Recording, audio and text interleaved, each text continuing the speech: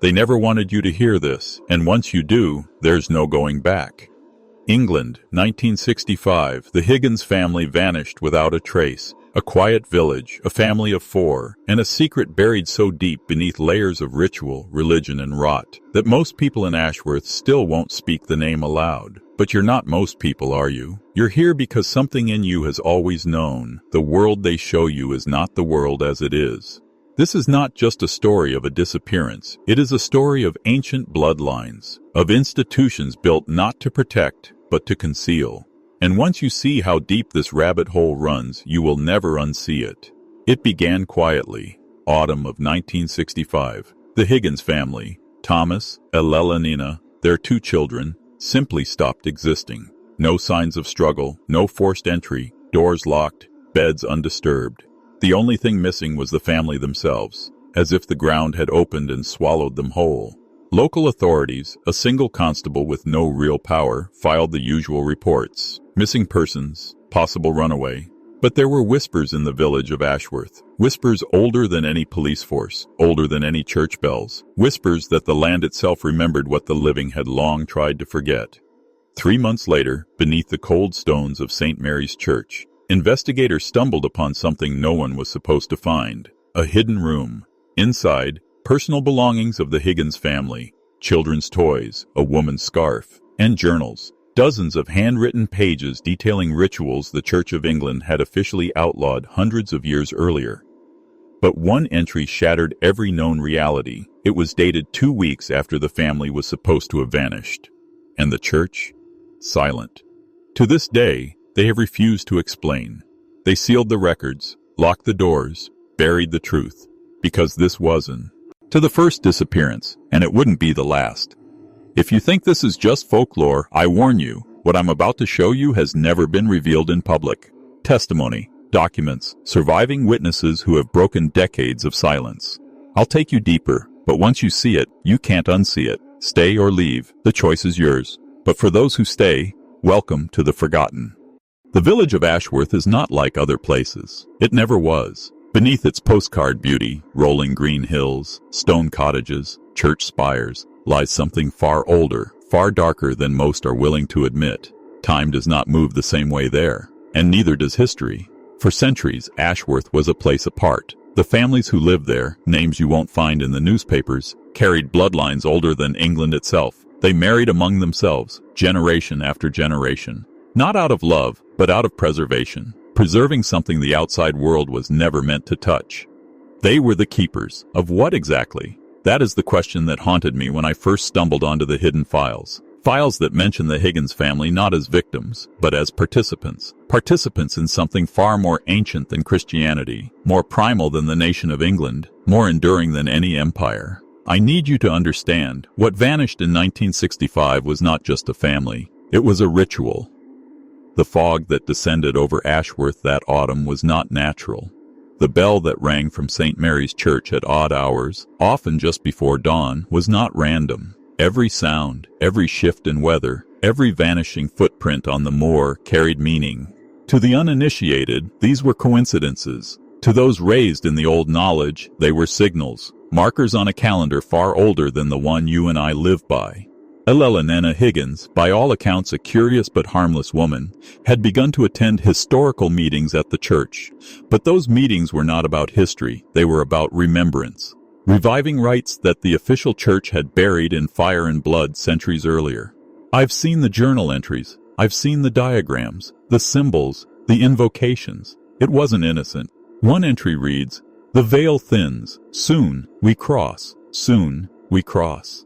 And here's the most unsettling truth of all. The final entries from Nina were not written in any language known to modern scholars. They were written in something far older, a script found only in fragmentary inscriptions across pre-Roman Britain, a script associated with burial mounds, human sacrifice, and the worship of entities whose names were deliberately erased from history. And here's where you need to decide. Are you ready to hear what they were crossing into? If you are, comment this phrase below to lock it in. The veil is thin. Write it twice, not just to signal me, but to signal yourself that the transformation has begun. Because once you cross this threshold, there is no turning back. The veil is thin, and you are still here. Good. Most men, weak men, turn away at this point. They feel the edges of something too large, too ancient, too terrifying to name, and they run back to the safety of ignorance. But ignorance is a cage. You were born for more. So let me take you deeper. After the discovery of the Higgins family's belongings beneath St. Mary's Church, there was panic among the village's outer circle, but not among the old families. No, they remained calm, controlled, almost expectant. You see, what happened to the Higgins family wasn't the first time this had occurred.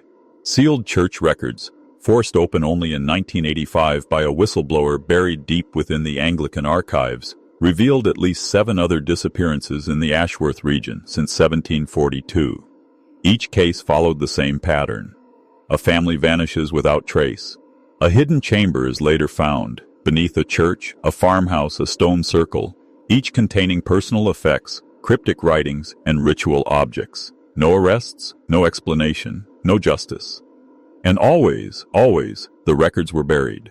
The church's official stance? Unsubstantiated folklore, superstitious nonsense. But the documents tell a different story. One report from 1891 includes the following chilling line, written by a priest who broke ranks before his sudden disappearance. These are not Christian rites. These are older than language, older than the land itself. We are not their shepherds. We are their offerings. What does that mean? Offerings to what?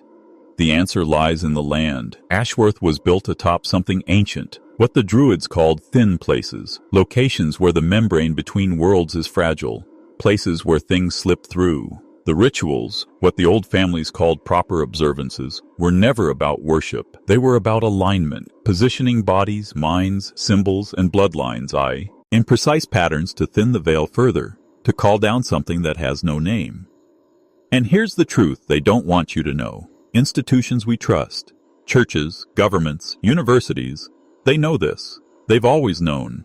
And they've built their power on controlling access to these ancient mechanisms. The Higgins family didn't vanish. They were taken.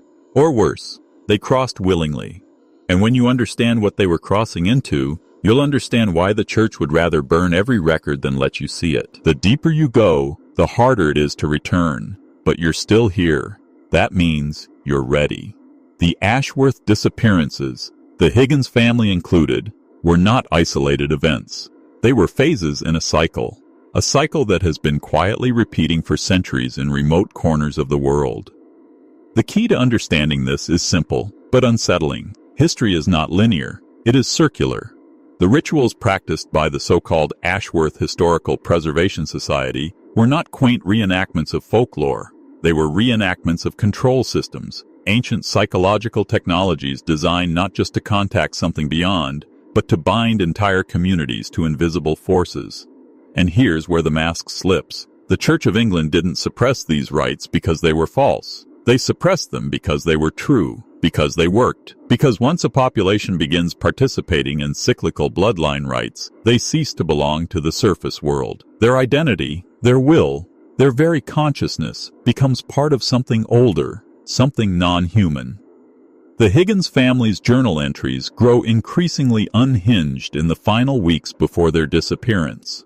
Thomas Higgins writes of black shapes moving through fog and whispers under the stones, a language of symbols that matches descriptions found in ancient Celtic texts banned by Rome 2,000 years earlier. Alelina's notes speak of crossing the hollow path, a term that appears in only 3 known manuscripts, all of them linked to pre-Christian fertility and sacrificial cults. But the most disturbing evidence comes from the drawings made by young Billy Higgins. Page after page of intricate symbols, figures with hollow eyes, altars surrounded by animals with human hands, and most chilling of all, a recurring spiral that scholars associate with the so-called Gate of Ashes, a mythological poem, portal between worlds referenced in forbidden texts, like the Red Book of Luede and the Codex Ex Sacramentum. Billy wasn't just drawing nightmares, he was documenting ritual memory, symbols passed down through bloodlines as genetic knowledge. Understand this, what happened in Ashworth is still happening elsewhere, in small towns, in forgotten valleys, in the untouched corners of the earth where the old rules never died. And the institutions that smile down on you, the governments, the churches, the schools, they are not there to protect you. They are there to contain you, to keep you from ever seeing the machinery beneath the stage. But you're seeing it now, and the descent only deepens. The descent continues. You've crossed the threshold. Now let me show you what lies beneath the mask of history. In 1985, when the sealed church records were forcibly opened by a small group of whistleblowers, one document stood apart. A letter marked, "For clergy, eyes only," dated 1907. In it, the then Bishop of York warns, "The rituals observed at Ashworth and certain other parishes are not to be interrupted, not to be investigated, and under no circumstances are the local families to be questioned. The rites maintain the balance. We are to act as witnesses, not as judges." Did you catch that? Not judges, not rescuers, witnesses. The church knew. They always knew. And here is the forbidden truth. Many of the institutions you were taught to trust were not created to serve you. They were created to bind you, to control what you think, how you act, and most importantly, what you are allowed to believe is real. This is the oldest game in human history, control through consensus reality. The few shape the perceptions of the many. The church, the state, the media, all built on a single unspoken rule. Some truths must never reach the surface. Because when the mind awakens to ancient patterns, when the psyche remembers what the body has long forgotten, men change, nations fall, control shatters. This is why Ashworth matters. The Higgins family were not abducted in the modern sense. They were activated, pulled or perhaps guided into a realm where human laws do not apply, a realm accessed through rites older than any known religion. And it wasn't random. Ellelanina Higgins' bloodline can be traced, if you know where to look, directly to 11th century Anglo-Saxon families with known ties to pre-Christian pagan rites. This is not coincidence. It's selection. The so-called rituals of Ashworth weren't primitive superstition. They were sophisticated mind architectures, ritualized psychological programming that fractures the boundary between the conscious and the unconscious, between the self and the other. And when that boundary breaks, something else can step through. Look at the modern world. Depression, mass disconnection, spiritual amnesia. These are not accidents. They are the side effects of severing mankind from his ancient knowledge, a knowledge that certain families, certain institutions have never truly abandoned. The Higgins family didn't just vanish. They returned to the old system, the real system, hidden beneath the illusion of modernity. Comment it again below to lock this in. The veil is thin. Twice. Seal the shift. Mark the transformation. The next revelation will explain why these bloodlines matter and what they're being used for. Are you ready for Section 6? You are still here. That means something inside you is already changing. The curtain is lifting. The mask is slipping. And now you must see the machinery underneath it all. The bloodlines. That's where the true horror lies. Not in ghosts, not in folklore, but in genetic memory. Ancient knowledge embedded in flesh, passed silently from generation to generation. The elites of every empire have always understood this. Control the bloodline, and you control the world.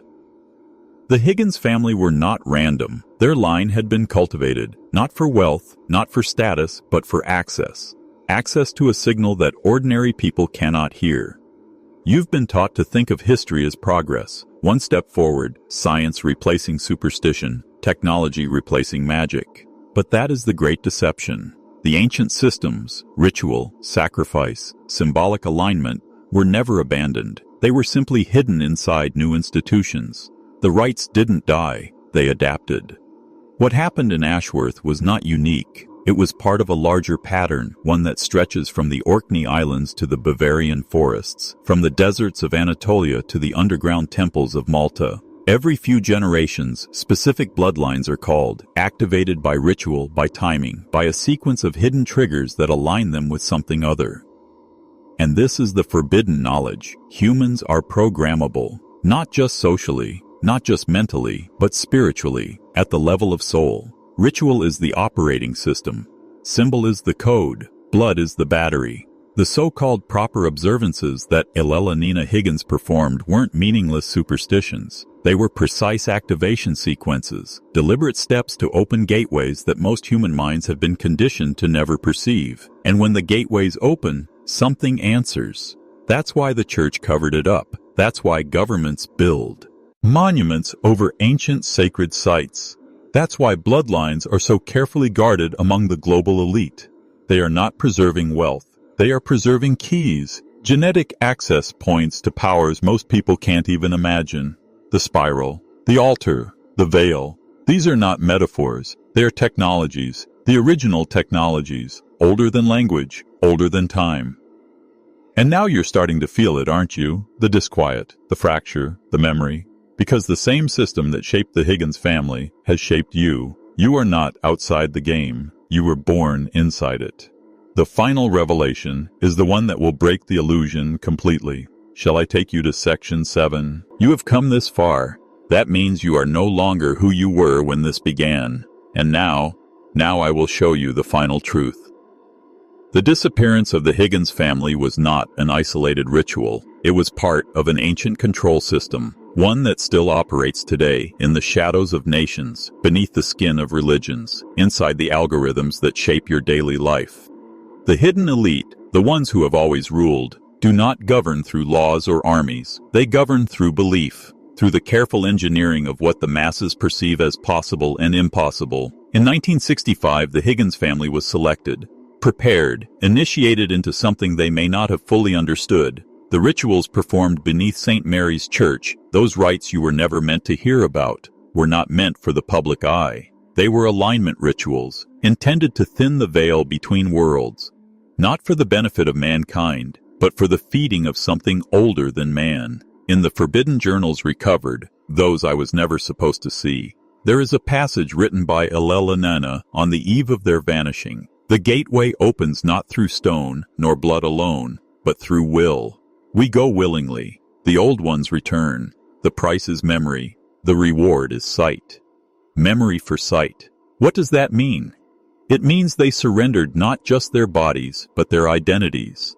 To cross is to become other. To shed the false self programmed by modernity and re-enter the ancient system from which all human civilization was born.